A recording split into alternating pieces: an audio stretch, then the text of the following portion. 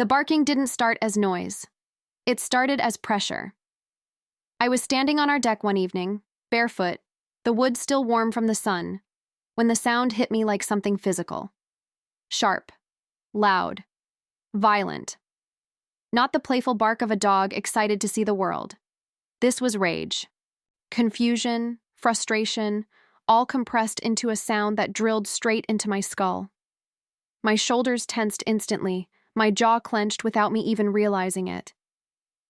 And before I could stop myself, my body did something strange. I froze. Because I already knew what was happening. I already knew where it was coming from. And I already knew it wouldn't stop anytime soon. I turned slowly toward the fence, and there it was again. The pit bull. Standing rigid. Eyes locked on my back door, like it had been waiting for me. The second it saw movement, it lunged forward, slamming into the fence, barking with a force that made my chest vibrate. And that's when the thought hit me, quiet but horrifying. I don't feel safe in my own yard. If you've ever worked your entire life for a little piece only to have someone else destroy it without caring, stay with me. Because this story isn't about dogs, it's about boundaries. And what happens when someone keeps crossing them. My husband and I bought our house 5 years ago. We didn't buy it because it was pretty. We bought it because we saw potential. The kind of potential you only notice when you're exhausted from apartment living, tired of shared walls, and desperate for a space that finally belongs to you. The house was a fixer-upper, and I mean everything. Inside needed work. Outside looked like nature had declared victory and moved on. The backyard was a jungle of weeds, dead trees, thorns, and overgrowth that hadn't been touched in decades. But it was big, really big, and private. Or at least, it should have been. We imagined evenings around a fire pit, smoke curling into the air while we talked about nothing and everything. I pictured garden beds overflowing with vegetables, dirt under my nails, birdsong in the background. I imagined mornings on the deck, wrapped in a blanket, coffee in hand, listening to quiet. So we worked, harder than we ever had before. Clearing. Brush until our arms shook. Hauling debris until our backs screamed. Installing a 6-foot privacy fence board by board, telling ourselves it would be worth it. Regrading the yard, reseeding the grass, planting trees. We knew we might not fully enjoy for years, but that was okay. This was our forever place, our investment, our peace. The deck sits on a hill overlooking the yard. It's beautiful. One of those views that makes you pause and breathe. And unfortunately, it also overlooks the neighbor's property. At first, it was just one dog, a pit bull. Always outside, always alone. No toys, no human voices, no movement except pacing and staring. It would sit there for hours, eyes locked on our back door like it was guarding against an invasion that never came. The first time it charged the fence and barked, I jumped so badly I spilled coffee down my arm. I laughed it off. I told myself I was being dramatic. It's just a dog, I said. It'll get used to us. But it didn't. Every single time I opened the back door, the barking exploded. Deep, furious, relentless. It wasn't random. It was targeted. Like the dog had learned that we were the trigger. My heart would race before I even stepped outside. I'd hesitate with my hand on the doorknob, bracing myself. Slowly, quietly, my behavior changed. I stopped going outside as much. I stopped lingering on the deck. I stopped inviting friends over. I rushed instead of relaxed. I planned my movements around the barking. And that's when I realized something was deeply wrong. I was adjusting my life for someone else's neglect. I tried to handle it like an adult, like a neighbor. I went to their door, no answer. Again, still nothing. I left a polite note with my phone number, explaining the situation kindly. And I actually watched, another neighbor walk over, peel the note off their door, and take it away. No call, no apology, no acknowledgement. That was the first time I felt dismissed, so I called animal control. And I hated myself for it. I didn't want to punish the dog. I didn't want conflict. But warnings were issued and things improved slightly. Not enough to be peaceful, just enough to make me second-guess myself. To make me think, maybe this is as good as it gets. I chose my battles. I swallowed my frustration. I told myself, peace meant compromise. Then they got a puppy, a German Shepherd, and that fragile balance shattered instantly. The pit bull became more aggressive, more territorial. And the puppy learned fast, frighteningly fast, that charging the fence and barking was normal, that it was fun, that it got attention. 2 dogs, 2 voices, 1 nonstop assault on my nervous system. The sound followed me everywhere. Through closed windows, through headphones, through sleep. I started flinching at sudden noises. My shoulders were always tense. My chest felt tight in a way I couldn't explain. That's when I started recording, not out of spite, out of survival. Every time I stepped into the yard, every time the barking went on for 10 minutes, 20, longer. Every time nobody came because nobody was home. I documented everything because deep down I knew this wasn't going to end quietly. When we finally exchanged numbers, it wasn't relief I felt. It was exhaustion. I'd text politely, calmly, repeatedly. And then I'd wait, and wait, and wait for someone to come home and drag the dogs inside like an afterthought. And that's when the truth settled into my bones. They didn't care. Not about the dogs. Not about us, and definitely not about the peace they were stealing from my life. And once that realization took root, everything changed. There's a special kind of exhaustion that comes from knowing something bad is going to happen and being completely powerless to stop it. That's what my life became. I'd wake up already tense, already bracing myself, already calculating how long I could exist in my own home before the barking started again. It didn't matter if it was morning, afternoon, or evening. The moment the back door opened, the sound hit like a switch flipping inside my chest. My heart rate spiked, my shoulders crept up toward my ears, my thoughts scattered. It felt like my nervous system never fully shut off anymore. What made it worse wasn't just the noise, it was the pattern, the predictability, the fact that the dogs were always outside and the neighbors were almost never home. It felt deliberate, even if I knew logically it probably wasn't. But neglect has a way of feeling personal when you're the one paying the price for it. I'd stand there on my deck, listening to 2 dogs scream at a fence that separated responsibility from entitlement, and I'd think, how is this my life? How did the place we worked so hard for become a source of constant stress? I started timing the barking without meaning to. 5 minutes, 10, 15. I'd wait, hoping someone would come home, hoping a door would open, hoping the sound would stop. Most of the time, nothing happened. The barking just kept going, bouncing off the fence, echoing through my yard, filling my house even when all the windows were closed. I tried music. I tried white noise.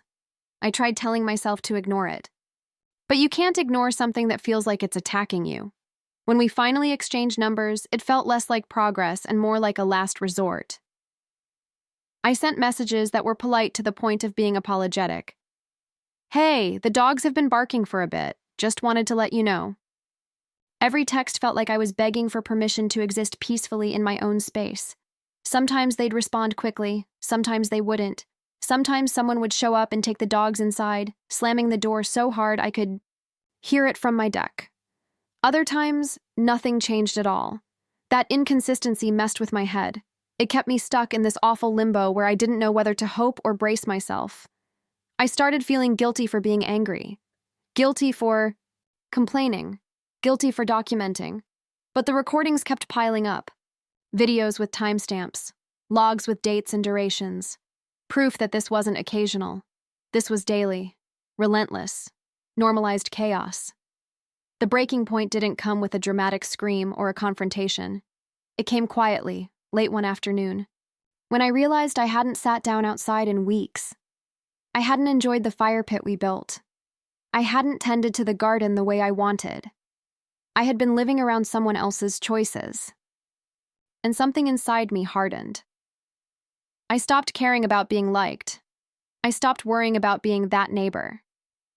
I started caring about fairness. Filing the complaint felt like crossing a line I couldn't uncross. I knew it meant court. I knew it meant confrontation. I knew it meant taking time off work just to fight for silence, but I also knew I couldn't keep living like this. Walking into that courtroom, holding my phone full of evidence, I felt small but steady. I wasn't emotional. I was prepared.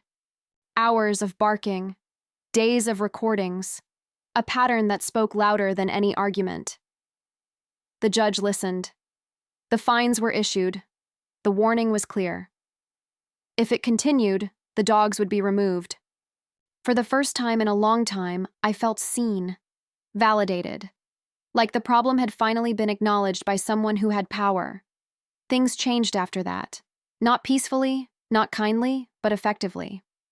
Now, when the dogs start barking, they're dragged inside almost immediately. The back door slams. Voices shout in our direction. I don't know what they're saying, and honestly, I don't care. The sound stops. And for the first time in years, I get to breathe. But something else changed too. Something inside me shifted. Because once the noise stopped, I realized how much of myself I'd been holding back, and that's when the petty thoughts began. Silence is a strange thing when you haven't had it for a long time. At first, it doesn't feel peaceful. It feels suspicious. That's exactly how it was for me after the court warning. The yard would go quiet, and instead of relaxing, my body stayed tense.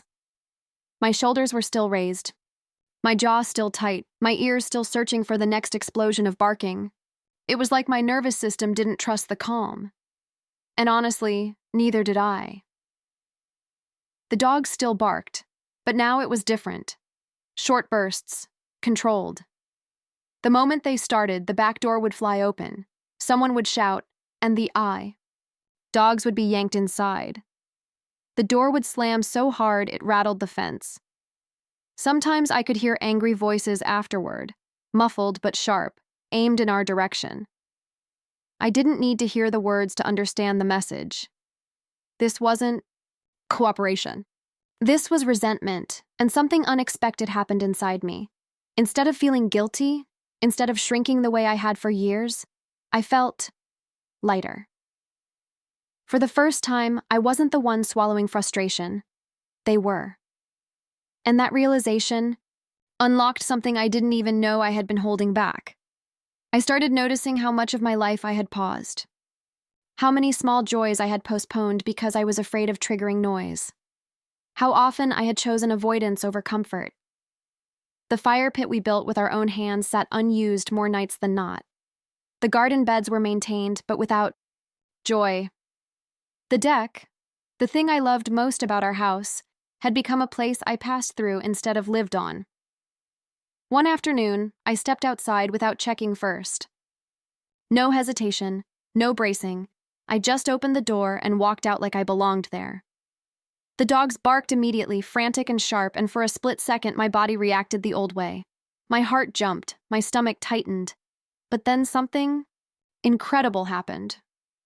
The door across the fence opened. The shouting started. The dogs disappeared inside within seconds, and I stood there. Still. Calm. Breathing. That was the moment it clicked. This was my space again, not conditionally, not temporarily, fully. The next day I stayed outside longer. I brought a chair. I sat down. I scrolled on my phone. I watched clouds move slowly across the sky. The dogs barked. They were taken inside. Again. And again. Each time it happened, I felt a tiny spark of something warm and unfamiliar. Not anger. Not guilt. Satisfaction. I didn't plan revenge, not consciously. It grew naturally, the way weeds grow when the soil is finally disturbed. I started doing things I had always wanted to do, but had avoided. I hung bird feeders near the fence and watched birds gather. I fired up the grill more often, letting the smell of smoke drift through the yard. I started slow cooking meat, the why. Kind that takes hours, the kind that gives you a reason to stay outside all afternoon, and every single time, without fail, the dogs would lose their minds. They'd slam against the glass of the back door, barking so hard their bodies shook. I could see them through the window now, trapped inside, pacing, screaming, desperate to get back out, and I knew exactly who was listening to that sound. The neighbors. I'd catch glimpses of movement inside their house. Shadows passing by the door, someone peeking out, realizing I was still there, realizing this wasn't a quick moment they could wait out. This was ongoing, unavoidable, the same way it had been for me for years. I didn't feel proud, not exactly. But I felt balanced, like a scale that had finally leveled. I wasn't doing anything wrong. I wasn't breaking any rules. I was just existing, enjoying the space I paid for. Using my backyard the way it was always meant to be used. Sometimes I'd walk slowly along the fence, pretending to check plants or adjust feeders, fully aware of the chaos it caused next door. Other times I'd sit by the fire pit in the evening, flames crackling softly, while muffled barking echoed through their closed door. I knew they were miserable. I knew because I had lived that misery. I knew exactly how it felt to have your peace stolen by sound you couldn't escape. And here's the part that surprised me the most. I didn't feel cruel. I felt calm. Grounded. Like I had finally stopped shrinking myself to accommodate someone else's neglect. The dogs weren't my enemies. They never were. They were pawns, stuck between owners who didn't think ahead and a neighbor who finally refused to disappear. There were moments when I caught myself smiling, just slightly, as the door slammed again and the shouting started again. Not because I enjoyed their anger, but because I enjoyed my freedom. Because for once, the discomfort wasn't mine to carry. I had spent years walking on eggshells in my own home. Now, without saying a word, without filing another complaint, without confronting anyone, I had flipped the dynamic completely.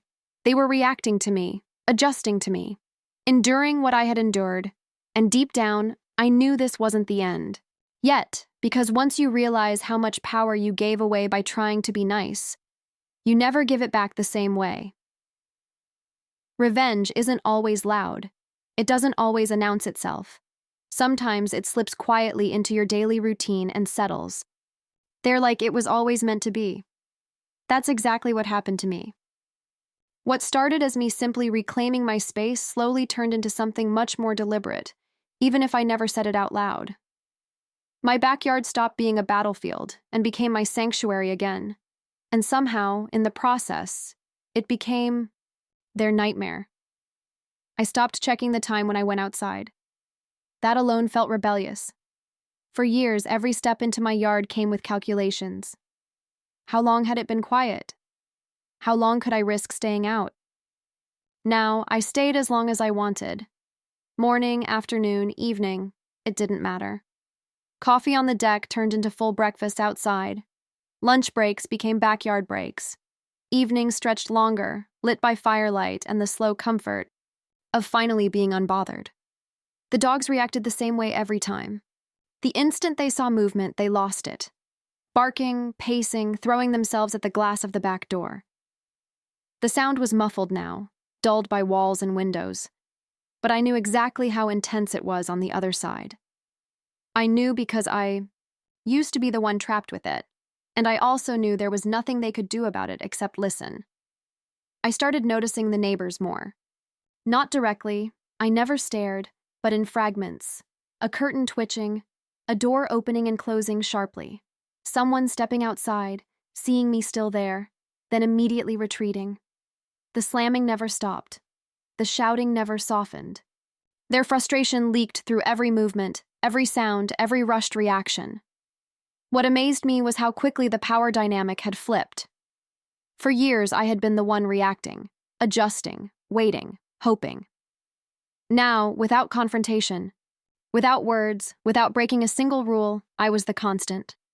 They were the ones scrambling, the ones reacting to my presence like it was an inconvenience they couldn't escape. The fire pit became my favorite weapon, not because it was aggressive, but because it was slow. Fires don't rush. They demand time. I'd light it in the late afternoon, knowing full well it meant hours outside. I'd tend the flames carefully, listening to the soft crackle, feeling the warmth against my skin. Every time I added another log, I imagined the realization sinking in next door. She's not leaving anytime soon, and the dogs would bark, and bark, and bark, inside, forever trapped between glass and frustration. I could almost feel the tension radiating from that house, thick and heavy. I never once looked over in triumph. I didn't need to. The satisfaction came from knowing, from remembering what it felt like to be powerless, and realizing I wasn't anymore. There were moments when guilt tried to creep in, brief ones, flickers. I'd remind myself that the dogs didn't choose this, that they were victims too, and that was true. But then I'd remember how many times I had tried to handle this kindly, how many times I had swallowed discomfort to avoid conflict, how many recordings it took before anyone took me seriously. This wasn't cruelty. This was consequence. Friends started coming over again. I hadn't even realized how much I'd isolated myself until laughter filled the yard and nobody had to rush inside. We grilled, we talked, we stayed, and every single time, the routine repeated itself next door.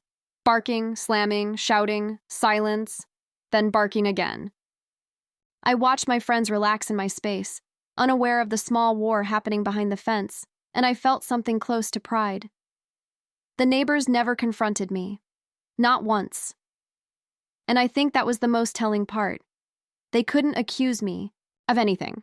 I wasn't noisy, I wasn't provoking, I was just present, enjoying what I paid for, living the life they had disrupted and then forced me to reclaim through effort and patience.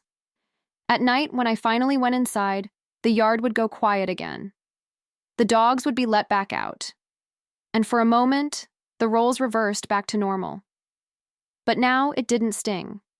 Now it felt temporary. Because I knew the next day and the day after that, I'd be back. Calm, comfortable, unmovable. I had learned something powerful without ever meaning to. You don't always need to fight back loudly. Sometimes the most effective revenge is simply refusing to disappear, refusing to shrink, refusing to give up what's yours just because someone else doesn't want to take responsibility. And as I sat inside one night, listening to the faint, distant barking that no longer ruled my life, I realized something else too. This wasn't about winning. This was about balance finally being restored. The strangest part about all of this wasn't the revenge itself. It was what came after. The quiet didn't just return to my yard. It returned to my body. For years, my shoulders had lived inches below my ears. My jaw clenched so tightly I didn't even realize I was doing it. My sleep had been shallow, interrupted, always on alert for a sound that meant another day of stress had started. But slowly, almost without me noticing, that changed. I started sleeping through the night again. Deep sleep. The kind where you wake up and feel like your brain actually rested. I stopped flinching at sudden noises. I stopped scanning the yard before opening the back door. I stopped bracing myself for conflict that might happen. And that's when it hit me. The barking hadn't just stolen my peace outside. It had invaded my nervous system.